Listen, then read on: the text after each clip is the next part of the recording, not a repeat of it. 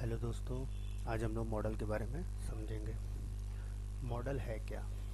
अभी तक हम लोगों ने व्यू और कंट्रोल समझ लिया है, लेकिन जो एमवीसी का पहला पार्ट है मॉडल, उसी को नहीं समझा है। MVC model view controller. तो अभी तक हम लोगों ने मॉडल का यूज़ नहीं किया था क्योंकि वो ऑप्शनल था। तो मॉडल इस तरीके से हम समझ सकते हैं कि जो भी आप वेरिएबल देख रहे हैं यहाँ पर पैरामीटर्स में, इन सब के लिए मेमोरी एलोकेट होता है दोस्तों। तो ये पैरामीटर जब भी हम लोग एलोकेट करते हैं, string n, long m, int a, int c, int s, तो यहाँ मेमोरी एलोकेट हुआ है। हालांकि अभी पैरामीटर कम है, इसलिए हम लोग को ज़्यादा सफ़र नहीं करना पड़ रहा है, हम लोग का एप्लीकेशन अच्छे से चल रहा है। लेकिन यहाँ अगर ये 5 की जगह अगर 500 पैरामीटर रहें या उससे ज़्यादा रहें तो हमारे एप्लीकेशन में ज़रूर फ़र्क पड़ेगा, लोड होने में, स्टार्ट होने में। और इसके साथ साथ ये ऐसा नहीं है कि एक बार मेमोरी एलोकेट हो चुका है। यहाँ पे देखिए फिर से अपडेट में फिर से हम लोगों ने पैरामीटर अगर डिक्लेयर किया है, डिफाइन किया है, तो फिर से यहाँ मेमोरी अगेन एलोकेट हुआ है और वही वेरिएबल के लिए अलग से फिर से मेमोरी एलोकेट हुआ है। तो इस चीज़ से बचने के लिए हम लोग मॉडल का यूज़ करते हैं। मॉडल रिडेंडेंट मेमोरी को बचाने का काम मॉडल करता है। और वो कैसे करता है उसको भी हम लोग समझ लेते हैं। मॉडल में जाएंगे, राइट क्लिक करेंगे, यहाँ पर आएगा ऐड, और ऐड में जाके हम लोग को क्लास में क्लास बनाना है एक। तो क्लास पे क्लिक किए। अभी हम लोग का जो मॉडल है, मतलब कंट्रोलर है, एम्प्लॉई है, तो मॉडल भी हम लोग एम्प्लॉय नाम से ही बना लेते हैं।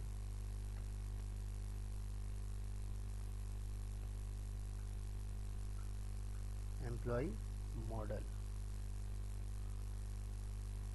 एम्प्लॉय मॉडल क्लिक कर लेते हैं। तो एक क्लास हम लोग के लिए यहाँ पर डिफाइन हो जाएगा, ठीक है, डिक्लेयर हो जाएगा।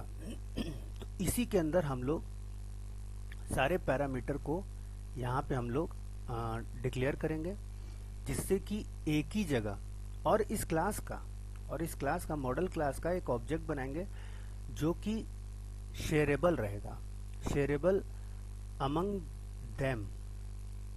इस सारे पैरामीटर सब कुछ उस पर शेयर कर सकेंगे। एक कॉमन जगह मेमोरी एलोकेट हो जाएगा और जहाँ चाहेंगे हम वहाँ पर डॉट लगा करके उसके ऑब्जेक्ट के नाम से हम लोग उसको शेयर कर सकते हैं, उसको एक्सेस कर सकते हैं उस मेमोरी को। तो इससे क्या होगा कि एक ही बार मेमोरी एलोकेट होगा हर एक सब के लिए, सारे पैरामीटर के लिए, और वहीं पर सब लोग शेयर करेंगे।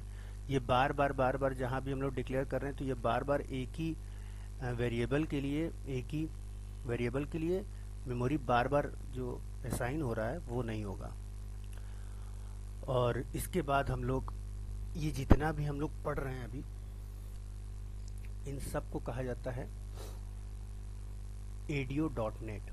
यही है हमारा ADO.NET। इसके बाद हम एक डेमोन्स्ट्रेट कर देंगे आपको मॉडल के लिए कि मॉडल किस तरीके से डिफाइन करना है, क्या करना है, क्लास के अंदर क्या क्या रखना है, पैरामीटर कैसे उसमें डिफाइन करना है।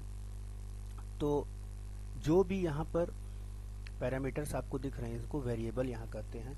लेकिन यही वेरिएबल अगर हम यहाँ पे डिफाइन कर दें मॉडल के अंदर, क्लास के अंदर, तो उसको हम लोग प्रॉपर्टी कहते हैं। प्रॉपर्टी हमेशा गेट सेट होता है, मैं आगे आपको बता दूंगा। वो लेने और देने का काम करता है, असाइन करने का या एक्सेस करने का। या तो वो लेता है या उसमें डाल दिया जाता है, वेरिएबल में वैल्यू डाल दिया जाता है तो वेरिएबल से वैल्यू निकाला जाता है। यही काम होता है प्रॉपर्टी का। और हम लोग अभी तक ADO.NET पढ़ रहे हैं। अब आने वाले वीडियो में हम लोग आगे चल करके एंटिटी फ्रेमवर्क स्टार्ट करेंगे। हम लोग का MVC ADO.NET पर लगभग कंप्लीट हो गया है, ऑलमोस्ट कंप्लीट हो गया है, अब कुछ बचा नहीं है इसमें। हम लोगों ने पूरा CRUD ऑपरेशन कर लिया है। तो आगे हम लोग अब एंटिटी फ्रेमवर्क पढ़ेंगे। अभी मॉडल मुझे अगले वीडियो में बताना है किस तरीके से डिफाइन करना है, किस तरीके से यूज़ करना है। ठीक है दोस्तों, अगले वीडियो में मिलते हैं हम लोग।